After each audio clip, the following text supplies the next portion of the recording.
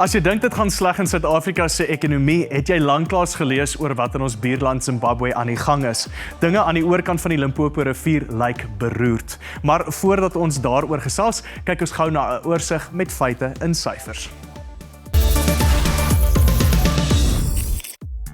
Meer as 4 miljoen mense het wêreldwyd reeds die coronavirus opgedoen. Met pogings om die virus te bekamp, raak dit reg oor die wêreld al hoe moeiliker vir nasies, veral die binne 'n staat van inperking om groot finansiële krisisse te verhoed. 'n Land waarin dit besonder sleg gaan, is Suid-Afrika se buurland Zimbabwe.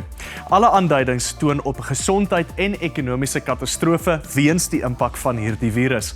Sover dit meetbaar is, het al 'n werkloosheidssyfer van 90%. In 'n ekonomie wat reeds baie swak is, het eksterne faktore natuurlik nou opnuut druk geplaas en die gevolgtrekking is 'n diep inkrimping wat verwag word vir vanjaar. Ekonome reken hierdie inkrimping beloop tussen 15 en 20% in 2020. So 'n groot inkrimping sal baie ernstige sosiale uitwerkings na vore bring. Inflasie in Zimbabwe beloop tans tussen 600 en 800% jaar op jaar. Verbruikerspryse styg maandeliks met 26,6% en daar is kritieke tekortkominge van basiese goedere soos elektrisiteit, kos, brandstof en medisyne. Zimbabwe beleef tans die ergste droogte in 40 jaar, wat daartoe bygedra het dat die land 'n tekort aan graanvoorraad van bykans 1 miljoen ton ondervind. Byna die helfte van die 15 miljoen bevolking loop die risiko van hongersnood en graanreserwes raak angswekkend laag. Minder as 6 maande gelede het die regering besluit om die Zimbabwese dollar weer in omloop te bring. Sedert hierdie aankondiging het die Zim-dollar met 900% in waarde verminder. Die minister van Finansies, Mthuli Mube, het onlangs aangekondig Zimbabwe sal binnekort die Victoria Falls beurs van stapel stuur wat slegs in buitelandse valuta sal verhandel. Dit is gemik op buitelandse beleggers en wêreldkapitaal vir al die mynbousektor. Die idee is om Victoria Falls as 'n spesiale buitelandse finansiële sentrum te verklaar, nes Mauritius, die Karibiese eilande, Luxemburg, Singapore en Hong Kong. Die gebrek aan fiskale hulpbronne, onvoldoende polisieeringskapasiteit en die algehele ekonomiese chaos beteken onwettige handel is in die meeste gevalle amper die enigste opsie wat oorbly. Volgens die IMF is Zimbabwe naas Bolivia die tweede grootste informele ekonomie ter wêreld met ongeveer 61% van alle aktiwiteite wat buite die formele mark plaasvind. Tabak is een van die belangrikste landbougewasse en aangesien die amptelike mark nie funksioneer soos dit behoort nie, is dit geen verrassing dat goedere soos tabak die swart mark binnegaan nie. Die tabakbedryf is in realiteit 'n belangrike bron van buitelandse valuta en dus ook weer eens geen verrassing dat onwettige sigarette en ander tabakprodukte, veral nou tydens die verbod op sigarette in Suid-Afrika, dit sommer maklik tot binne Suid-Afrika se grense maak. En laastens, die nuwe grensdraad tussen Suid-Afrika en Zimbabwe is vir 40 km, 20 km weerskante van Beitbrug op die grens met Zimbabwe opgerig, teen 'n onkoste van 37 miljoen rand. Met slegs 40 sekuriteitswagte wat aangestel is om die grensdraad te patrolleer, is die draad reeds gevandaliseer en dit is onduidelik of die draad suksesvol is om onwettige Zimbabweërs uit te hou. Ek gesels saam met Jee-A van Linde, ekonoom by NKC African Economics en ons gesels alles oor Zimbabwe. Jee-A, baie welkom. Welkom. Nou, Divan. Ja, hoekom is dit belangrik dat Suid-Afrikaners weet wat in Zimbabwe se ekonomie aangaan? Dis eenvoudig. Die probleme gaan heel waarskynlik Suid-Afrika se word. SA is die streekse ekonomiese anker en die kleiner buurlande kyk dikwels na Suid-Afrika vir hulp en stabiliteit. Na mate toestande verswak, gaan Zimbabweërs noodgedwonge suidwaarts beweeg, soos van tevore, op soek na werksgeleenthede en kos. Maar Suid-Afrika het sy eie stel probleme. Hoë werkloosheid is byvoorbeeld 'n groot kopseer in ons land. En ons weet Eskom sukkel om die ligte aan te hou.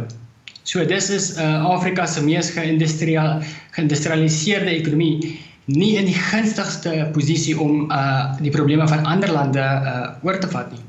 Ja, ek wil jou vra, Suid-Afrika is nou op pad na die IMF en ook na die Wêreldbank toe waar ons gaan vra finansiële hulp. Hoekom is dit moeilik vir 'n land soos Zimbabwe om dieselfde te doen?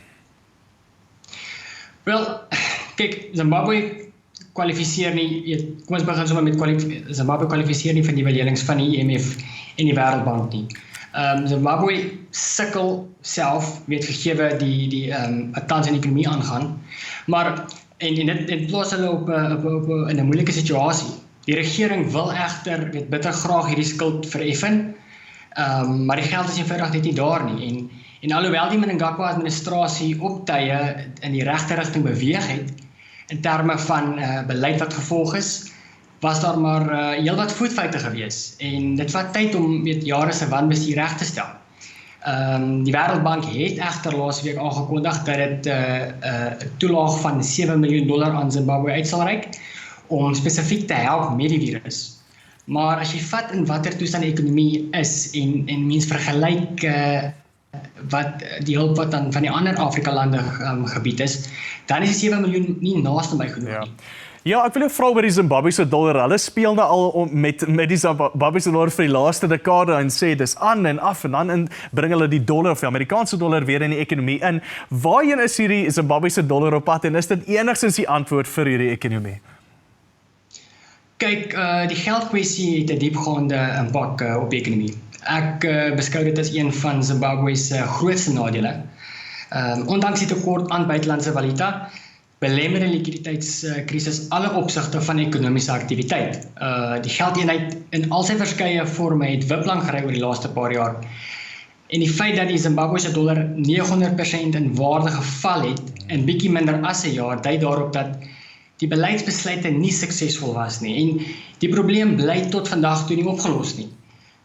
Om te keer dat die wisselkoers verder tuimel, het owerhede onlangs die plaaslike geldeenheid weer aan die Amerikaanse dollar gepen teen 25-1, maar dit stop egter nie die depresiasie van die Zim-dollar op die swartmark nie. Ek wil graag uitkom by die Victoria Falls beurs, omdat dit 'n manier is vir hulle om buitelandse valuta in te kry. Hoe presies sien Ms. Ngube hierdie beurs werk? Ja, dit is wat so verrassend is, want ek kan nie sien hoe die beurs suksesvol kan wees nie. Die bestaande beurs in Zimbabwe se primêre funksie op hierdie stadium is om as 'n veilige hawe te dien vir beleggers wat verskans teen stygende inflasie. Met net bietjie meer as 60 maatskappye wat in Harare gelys is. So ek weet nie waar die behoefte vir nog 'n beurs is nie. En inderdaad, buitelandse investering is dringend nodig, maar 'n nuwe beurs is nie die oplossing nie as die meer ontwikkelde Johannesburg effektebeurs reeds 'n groter verskeidenheid beleggingsopsies net oor kan die grens bied nie. Dit is my opinie dat die Victoria Falls aandelebeurs owerhede se aandag aftrek van belangriker kwessies, soos die ekonomiese en humanitêre krisis wat tans in die land ontvou. Ja, ons is ongelukkig uit tyd uit, maar baie dankie hoor. Terug op hy bodem, niemand kan met sekerheid sê nie, maar voorspellings van ekonomiese inkrimping vir Suid-Afrika wissel tussen 6 en 16% vir 2020. Dit beteken tussen 1 en 7 miljoen poste kan verlore gaan. Een van die bedrywe waar daar groot kommer heers is natuurlik toerisme. Die Wes-Kaapse regering het met 'n opwindende nuwe veldtog vorendag gekom om te help. Ons neem 'n kort advertensiebreek en is nou weer terug om hieroor te gesels. Bly waar jy is.